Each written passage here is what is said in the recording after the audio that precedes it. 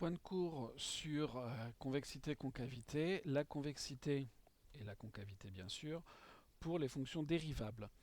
Donc là, on va se rapprocher de ce que vous avez déjà vu au lycée, et surtout parce que les inégalités convexité-concavité que l'on a vues dans une précédente vidéo ne sont pas du tout pratiques pour démontrer qu'une fonction est concave ou convexe sur un certain intervalle. Par contre, ça nous donne des moyens supplémentaires pour trouver des inégalités. Donc le théorème 32, lui, il va s'intéresser à ce qui se passe, ce que l'on peut dire quand les fonctions sont dérivables. Donc le théorème 32, soit f, une fonction définie et dérivable sur un intervalle i, et on note traditionnellement cf sa courbe.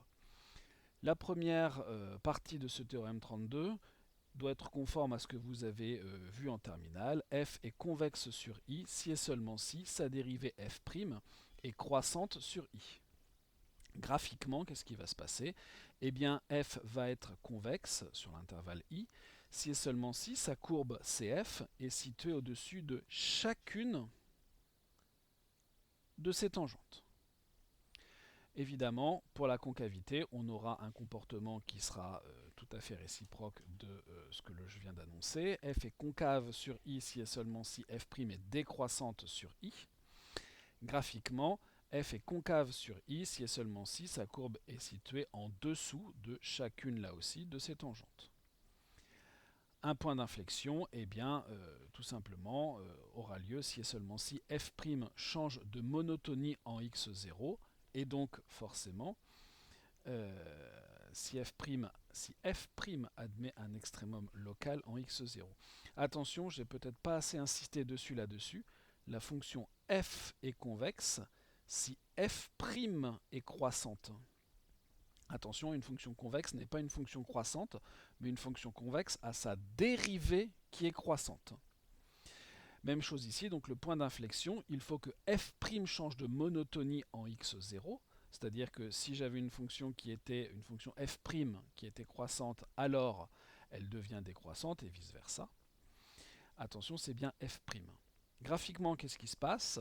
Eh bien, en un point d'inflexion, la tangente en A va traverser la courbe.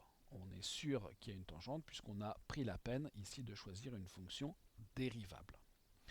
Donc voilà pour ce théorème 32. Normalement, vous avez dû voir ce point et celui-là en terminale. Passons à un petit exercice d'application, l'exercice 33. Montrer que pour tout x appartenant à R, exponentielle de x est supérieure à x plus 1, et puis ensuite une inégalité un petit peu similaire avec le log. Pour la première question, bien sûr, la fonction exponentielle est dérivable sur R, elle est même C infini, et on a admis, provisoirement, que cette fonction était convexe sur R. Comme elle est convexe, sa courbe est au-dessus de chacune de ses tangentes. Sa courbe est au-dessus de chacune de ses tangentes. Je vais en prendre une particulière, hein. X plus 1, elle va être tangente, ça va être une tangente forcément à la courbe, hein, sinon ça ne serait pas un exercice d'application de ce théorème. La question qui se pose, c'est où se situe le point de tangence pour qu'on puisse vérifier que la droite d'équation y égale x plus 1 est bien tangente à la courbe. Pour qu'il y ait point de tangente, il faut que la courbe de l'exponentielle et la tangente se touchent. En d'autres termes, il faut que exponentielle x soit égale à x plus 1. Et où est-ce que ça peut se produire, ça? Uniquement en 0. Donc on va chercher l'équation de la tangente à la courbe de l'exponentielle en 0. Cherchons une équation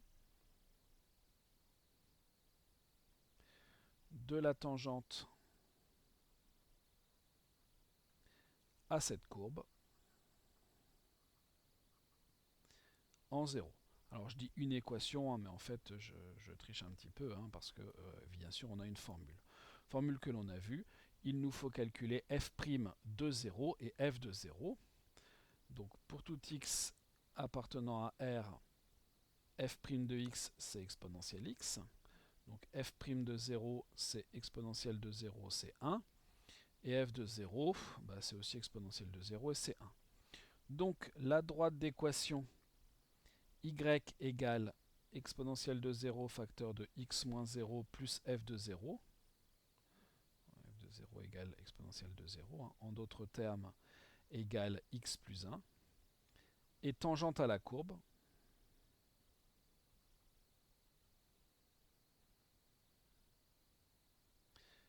en 0. Bref, c'est une tangente et c'est ça qui nous intéresse. Que ce soit tangent en 0 ou ailleurs, n'a que peu d'importance. Donc par convexité,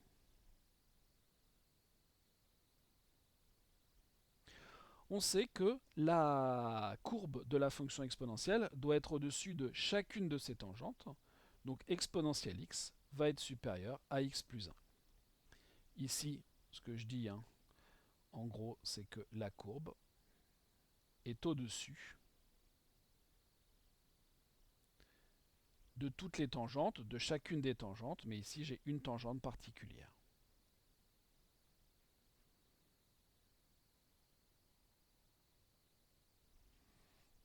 Voilà, et bien sûr ici, comme c'est toujours vrai, la courbe est toujours au-dessus de chacune de ces tangentes. C'est pour tout x appartenant à R. La deuxième question, on va faire la même chose, mais avec le logarithme. On nous demande de montrer que pour tout x appartenant à R plus étoile, puisque de toute façon j'ai un logarithme, ln de x est inférieur ou égal à x moins 1.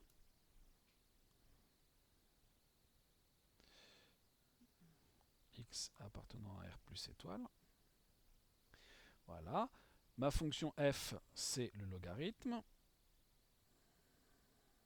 Voilà. Bien sûr, qui est dérivable sur R plus étoile. Elle est même, elle aussi, de classe C infinie sur R plus étoile. Et donc f' de x, ça sera 1 sur x. Là aussi, je vais chercher l'équation d'une tangente en 0. Pardon, je ne peux pas chercher l'équation d'une tangente en 0, ça serait stupide. Je vais plutôt chercher l'équation d'une tangente en 1. F' de 1, ça vaut 1. Et f de 1, c'est ln de 1, c'est 0. Donc la droite d'équation y égale 1 facteur de x moins 1 plus 0, c'est-à-dire x moins 1, est tangente à la courbe de la fonction logarithme, donc à la courbe de f, en 1. Le en 1 ne nous intéresse pas ici, ce qui nous intéresse surtout, c'est que c'est une tangente. Par concavité,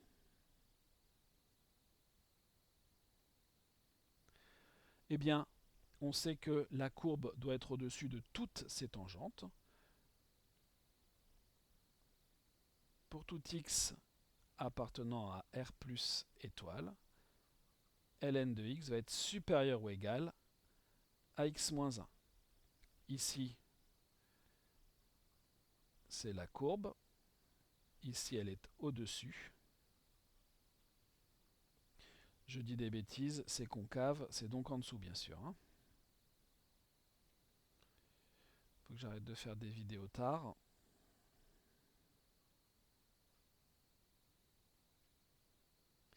Elle est en dessous de ces tangentes.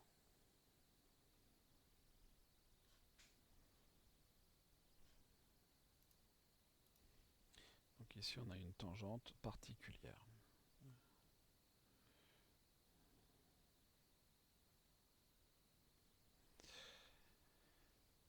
Et voici ce qui clôt cette application des tangentes avec les fonctions dérivables.